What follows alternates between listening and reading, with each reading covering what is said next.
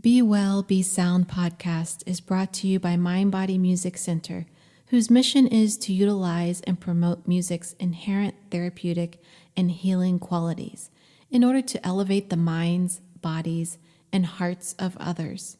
Learn more at mindbodymusiccenter.com.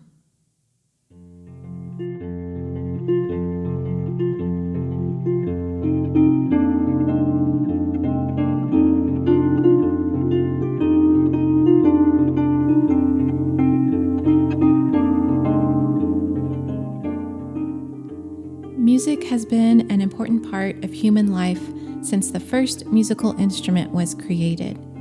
The earliest instruments found by archaeologists date back to 43,000 BCE. Music is pervasive in all cultures across the world and weaves into so many aspects of human life.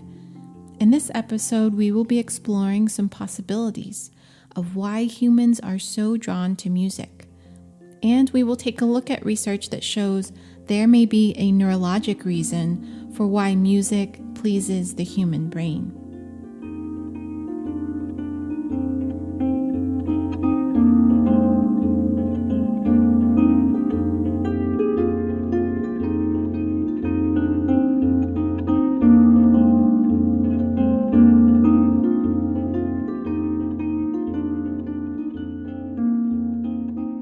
Hello, dear listeners. Welcome to the second episode of Be Well, Be Sound. I am Andrea Cortez, and I'm so glad that you are tuning in at this moment. As a music therapist, my sensitivity to music and sound is a bit heightened. I notice musical pitches, melodies, and rhythms wherever I go, even if it's in the humming of the AC unit or the particular pitch of my cat meowing. I notice there's music everywhere in the environment around us. So what is it exactly that draws us to music? Why do we prefer certain sounds than others?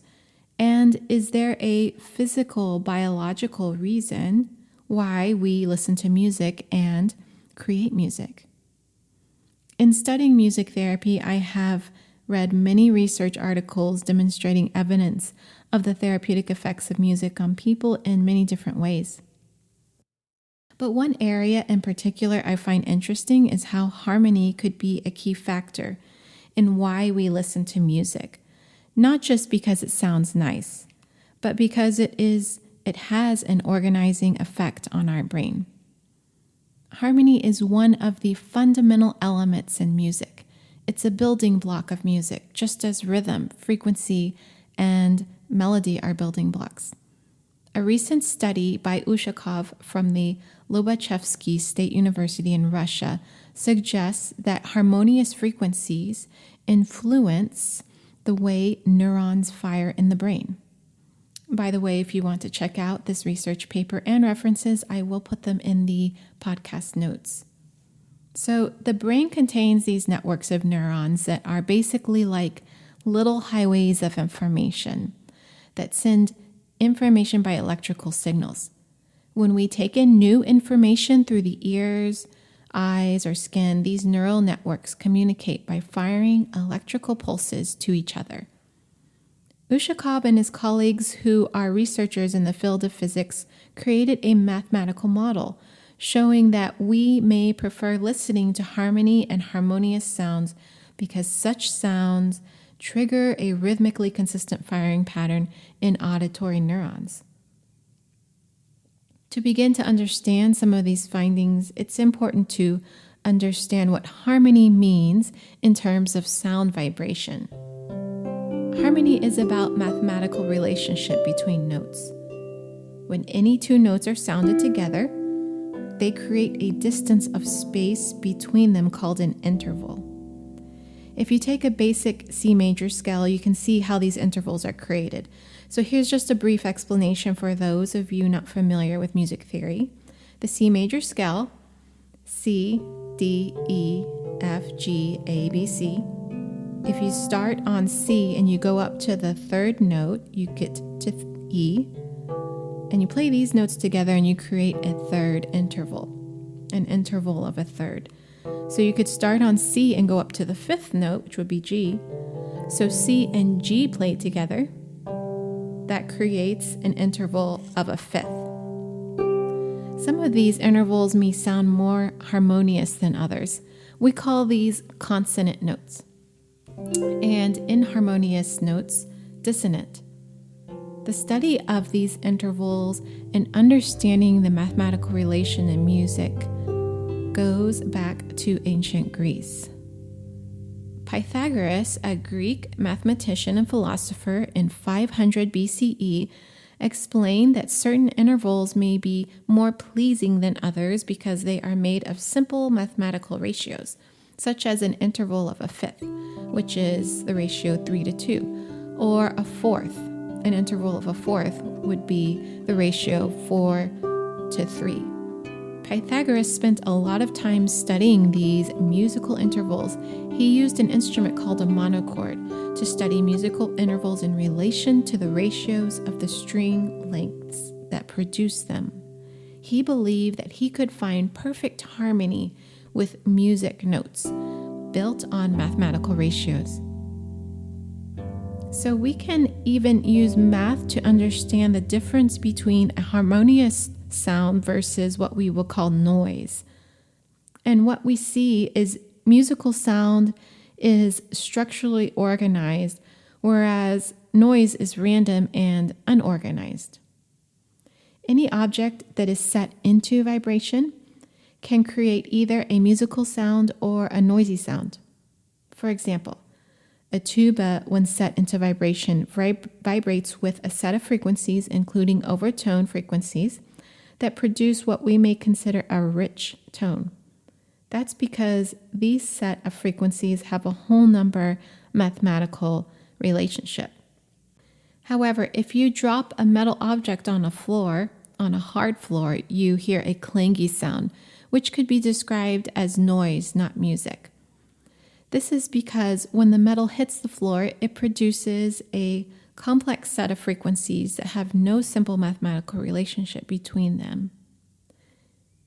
Even if you hear just a single note played or sung, the sound still contains a set of frequencies called harmonic overtones, and the mathematical relationship in these overtones can also create a pleasing effect on the listener. So most certainly it is this organized structure and harmony that results in the regulating of firing patterns of the auditory neurons, which process harmony in the brain.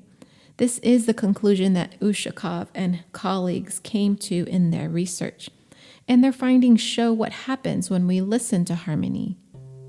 They developed a mathematical model of how sound travels from the ear to the brain.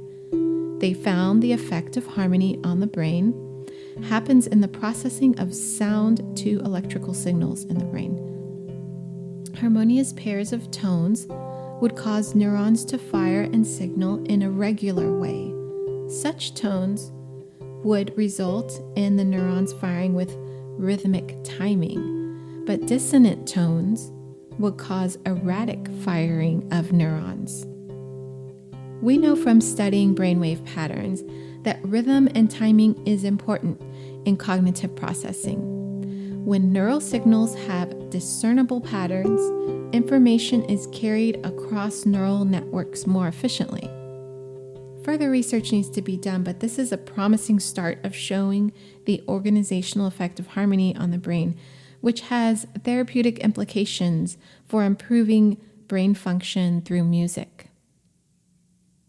So, something interesting that I came across when I was looking at research for this podcast is the discovery of the oldest instruments they have found were 43,000 years old. They found flutes made of mammoth bone and bird bone.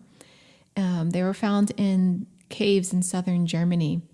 So one of the flutes that was found had a set of 5 holes on the flute. So the flute was actually built on the pentatonic scale. The pentatonic scale is a 5-note scale that's actually common across the world in different musical systems. No matter what culture, there is a pentatonic scale. So this flute had that same scale, which is very interesting. And maybe that is why we still have this scale, that it's the most common scale across cultures, because it's maybe the most ancient scale, one of the most ancient scales. So this 5-note scale shows that they were able to come up with tuning on their instruments. They had tonality. They had tonality in their music. And by creating this instrument, it shows that they were able to create music in a tonality that we use today. So how were they able to do that without any previous learning of music? So I have some ideas on this, and maybe we'll get into this on a different podcast. But I do think that we are wired for music. I do think that it's something that somehow we already have in us, in terms of harmony and melody. So when they created these instruments back then, they did not have any, obviously no machine or ability to tune. So it's very interesting. I also think that music played an important part in the evolution of humans in terms of developing language and social bonds and social connections. So that's for another episode. I'm glad you were able to tune in today, and hope you enjoyed today's episode of Harmony in the Brain. These podcasts will be recorded once a month, and you can subscribe on Apple iTunes and make a review there as well. I'll be uploading these to Spotify and Stitcher as well if you don't have Apple iTunes.